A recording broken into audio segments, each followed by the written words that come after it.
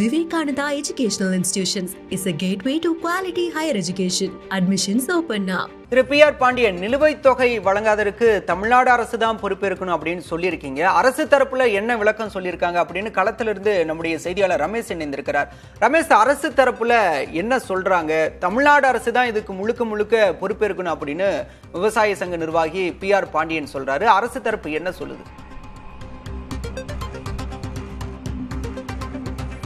தமிழகத்தில் இரண்டு விதமான கொள்முதல் இருக்கிறது. ஒன்று, மாநில அரசே நேரடியாக டெல்டா மாவட்டங்கள் உள்ளிட்ட பல்வேறு இடங்களில் 50,000க்கும் மேற்பட்ட தொழிலாளர்களை வைத்து நெல் கொள்முதல் செய்து உடனுக்குடன் பலன் 48 மணி நேரத்திற்கு கொடுக்கிறார்கள். மற்றொன்று, மத்திய அரசுடைய NCCF-ஓட ஒரு ஒப்பந்தம் 2014 போடுறாங்க. தமிழக ரேஷன் கடையில் அதிக அளவிலான அரிசி விநியோகம் பண்ணுவதற்கு அரிசி வேண்டும். அதற்காக இந்த NCCF-இடமிருந்து அவர்கள் அரிசியை கொள்முதல் செய்கிறார்கள். இந்த NCCF விவசாயிகளிடமிருந்து நெல் கொள்முதல் செய்கிறார்கள். இந்த நிலையில் தான் இந்த பிரச்சனைக்கு காரணம் என்னன்னு பாத்தீங்கன்னா, கடந்த ஒரு ஆண்டு பி.ஆர். பாண்டியன் சொன்னது போல ஒரு தனியார் நிறுவனத்திற்கு அந்த கொள்முதல் செய்யக்கூடிய அதிகாரத்தை கொடுத்திருக்கார்கள். அவர்களுக்கு சரிவர கணக்கு இல்லை, அதே போல இன்ஃப்ராஸ்ட்ரக்சர் இல்லை. அதனால தான் இந்த டிலே காரணம். தமிழக அரசுடைய உணவுத்துறை அதிகாரிகளிடம் நம்ம கேட்கும் போது, எங்களுக்கு அரிசி கொடுத்துட்டா நாங்க பணம் கொடுத்துருவோம், ஏன்னா அந்த அரிசியை வாங்கி தான் நாங்க ரேஷன் கடைக்கு கொடுக்க போறோம். இந்த நிலையில் தான் தற்போது தமிழக அரசுடைய உணவுத்துறை செயலாளர் சத்யபிரதா சாகு மற்றும் சண்முக சுந்தரம், தமிழ்நாடு நுகர்பொருள் வாணிப கழக மேலாண் இயக்குனர் IAS சண்முக சுந்தரம் ஆகியோர் ஆலோசனை மேற்கொள்ள உள்ளார்கள். NCCF அதிகாரிகளுக்கு அழைப்பு கொடுக்கப்பட்டிருக்கு. நம்முடைய செய்தியை பார்த்துவிட்டு அவர்கள் உடனடி ஆலோசனைக்கு அழைக்கப்பட்டிருக்கிறார்கள். நம்ம உடனடியாக உணவுத்துறை அதிகாரிகளிடம் கேட்கும் பொழுது, இன்று இரவுக்குள் 150 கோடி ரூபாய் விடுவிக்கப்படும் என்று அவர்கள் சொல்கிறார்கள். அரசு கணக்குப்படி 170 கோடி ரூபாய்க்கு தான் பணம் பாக்கி இருப்பதாகவும், இதை உன்னிப்பாக தமிழக அரசுடைய உணவுத்துறை அதிகாரிகளும் கவனித்து வருவதாக தெரிவிக்கிறார்கள். இதுதான் காரணம். அதாவது பாத்தீங்கன்னா, அரிசியை ஒட்டுமொத்தமாக வாங்கி மத்திய உணவு கழகம் மூலியமாக அதை பாத்தீங்கன்னா கொடுக்கிறார்கள், பிரித்து கொடுக்கிறார்கள். நெல்லானது அரிசியாக மாறுகிறது. இதுதான் நிலவரம். இது குறித்து அறிவிப்பு இன்று மாலைக்குள் 150 கோடி ரூபாய் விவசாயிகளுக்கு விடுக்கப்பட்ட அறிவிப்பு வரும். அந்த இன்ஃப்ராஸ்ட்ரக்சர் இல்லாத தனியார் நிறுவனம் மீது நடவடிக்கை எடுப்பதற்கும் NCCF தயாராக இருப்பதாக தான் தகவல் வந்திருக்கிறது. ரமேஷ், இந்த நிலுவைத் தொகை தமிழ்நாடு அரசு கொள்முதல் செஞ்சா ஒரு வாரத்துல நிதி கொடுத்துருவாங்க. ஆனா இப்ப நீண்ட நாட்கள் ஆயிடுச்சு அப்படிங்கிறாங்க. அதிகாரிகள் தரப்புல என்ன சொல்றாங்க? ஏன் இந்த காலதாமதம்? அதுதான் என்ன சொல்றாங்கன்னா, NCCF நெல்லை ஒரு தனியார் நிறுவனத்திற்கு கொடுத்திருக்காங்க. அவங்களுக்கு சரியான இன்ஃப்ராஸ்ட்ரக்சர் இல்லாம நெல் வாங்கி NCCF ஒன்னும் கொடுக்கல. ரமேஷ், நம்ம தொடர்ந்து பேசலாம். இது தொடர்பாக பேசுவதற்காக நம்முடன் திருவள்ளூர் ஆட்சியர் பிரதாப் நம்முடன் இணைந்திருக்கிறார். சார் வணக்கம். வணக்கம் சார், விவசாயிகளுக்கு பல நாட்களாக நெல் கொள்முதலுக்கான நிலுவைத் தொகை இருப்பதா குற்றச்சாட்டு எழுந்திருக்கு. அதுவும் குறிப்பா திருவள்ளூர் மாவட்டத்திலேயே அதிகபட்சமா நிறைய தொகை கொடுக்கப்படல அப்படிங்கிறாங்க. ஏன் சார், என்ன காரணம்? ஏன் இவ்வளவு காலதாமதம்? அப்படி அது ஒட்டுமொத்தமா அந்த மாதிரி இல்ல. நம்மளுக்கு என்னன்னா, பேசிக்கலி நம்ம ரெண்டு விதமா நம்ம கொடுத்துட்டு இருந்தோம். நம்ம தமிழ்நாடு அரசு ஒண்ணு நம்ம தமிழ்நாடு உணவுப் பொருள் வாணிப கழகம் மூலியமா ஒண்ணு கொடுத்துட்டு இருந்தோம். இன்னொன்னு NCCF அப்படின்ட்டு ஒரு நிறுவனம் மூலியமா கொடுத்துட்டு இருந்தோம். பட் NCCF ஓடது ஒரு 10 இது NCCF பண்ணிட்டு இருந்தாங்க. அதுலதான் கொஞ்சம் விவசாயிகள் நம்மளுக்கு TNCSC கரெக்டா கொடுக்குறாங்க.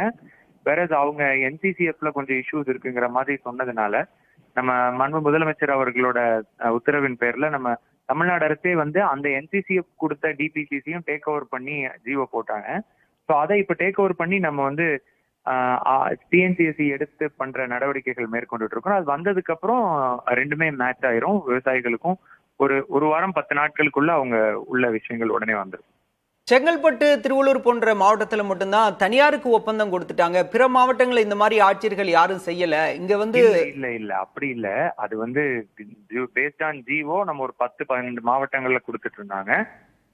அது ரெக்டிஃபை பண்ணியாச்சு நம்ம இப்போ எவ்வளவு காலத்துக்குள்ள சார் இந்த நிலுவைத் தொகை வழங்கப்படும்? எப்ப விவசாயிகளோட எதிர்பார்ப்பா இருக்கு? எப்ப கிடைக்கும் sir? Maximum 1 week to 10 days. Sir, எவ்வளவு தொகை திருவள்ளூர் மாவட்டத்தில் மட்டும் எவ்வளவு தொகை நிலுவையில் இருக்கு சார்? இல்ல அப்படி ஏன்னா ஒவ்வொரு நாளும் ஒவ்வொரு மாதிரி போட்டுட்டு இருக்கிறாங்க. ஸோ தோராயமா நம்ம சொல்ல முடியாது. நம்ம ஒவ்வொரு இண்டிவிஜுவல் டிபிசிஸ் பார்த்து தான் நம்ம சொல்ல முடியாது. இப்ப திருவள்ளூர் மாவட்டத்துல தோராயமா எவ்வளவு நெல் கொள்முதல் நிலையங்கள் செயல்படுது சார்? விவசாயிகளுக்கு காலதாமதமின்றி நெல் கொள்முதல் செய்யப்படுதா? அது விவசாயிகள் கோரிக்கை கேட்ட 2 நாட்களுக்குள் அந்த இடத்துல டிபிசி நம்ம ஓபன் பண்ணிடுறோம். மொத்தம் 73 டிபிசிஸ் நம்ம இப்போ வரைக்கும் ஓபன் பண்ணிருக்கிறோம். மொத்தம் 35,200 டன் வந்து நம்ம வந்து இதுவரைக்கும் கொள்முதல் பண்ணியிருக்கிறோம். ஒரு 6,000 விவசாயிகளுக்கு மேல நம்மளோட ஃபெசிலிட்டிஸ் யூஸ் பண்ணியிருக்கிறாங்க. டிஎன்சிஎஸ்சியோட தமிழ்நாடு கவர்மெண்ட் நடத்துற டிஎன்சிஎஸ்சியோடது பாத்தீங்கன்னா 48 மணி நேரத்துல இருந்து 72 மணி நேரத்துக்குள்ள நம்மளுக்கு பணம் கொடுத்துட்டோம். ஸோ அதனால அதை இப்ப ஸ்ட்ரீம்லைன் பண்ணி அதே மாதிரி நம்ம மற்றதுக்கும் கொடுக்கறதுக்கு நடவடிக்கை எடுத்துட்டோம்.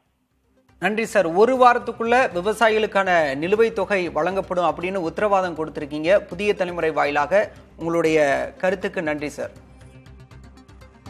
ரமேஷ், திருவள்ளூர் ஆட்சியர் பேசியதை நீங்க கேட்டிருப்பீங்க. ஒரு வாரத்துக்குள்ள நிலுவைத் தொகை வழங்க நடவடிக்கை எடுக்கப்படும், அது மாநில அரசு மூலமாகவே வழங்க நடவடிக்கை எடுக்கப்படும் அப்படின்னு சொல்லியிருக்காங்க. பிற மாவட்டங்களில் இது மாதிரி நிலுவைத் தொகை வழங்க என்ன நடவடிக்கை எடுக்கப்பட்டிருக்கு? அதிகாரிகள் தரப்புல விரிவா என்ன சொல்றாங்க?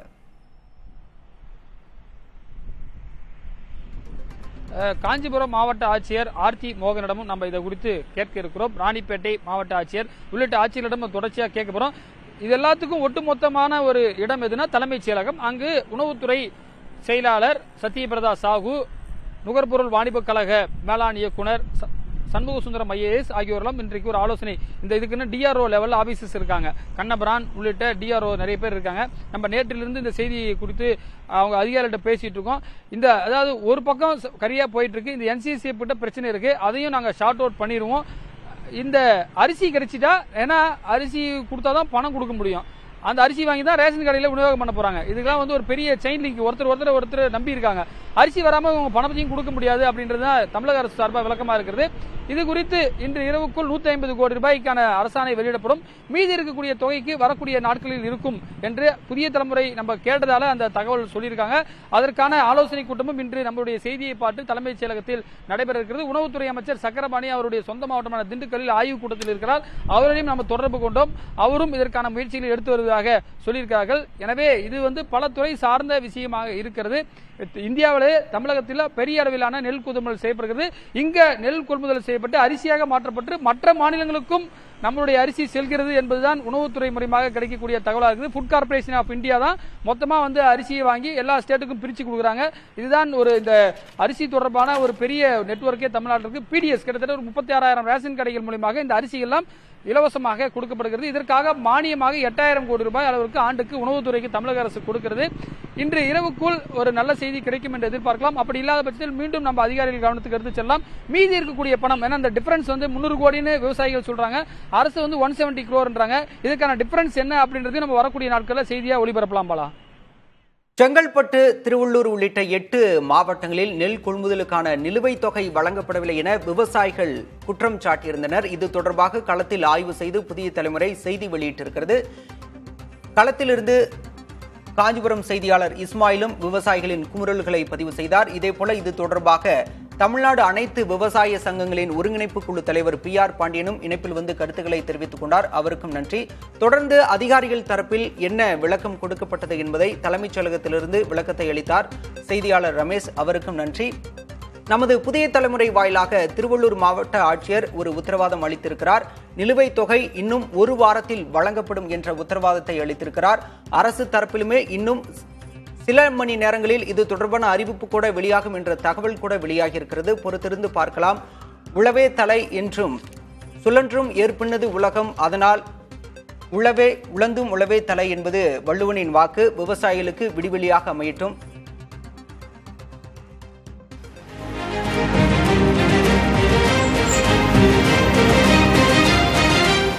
Vivekananda Educational Institutions is a gateway to quality higher education. Admissions open now.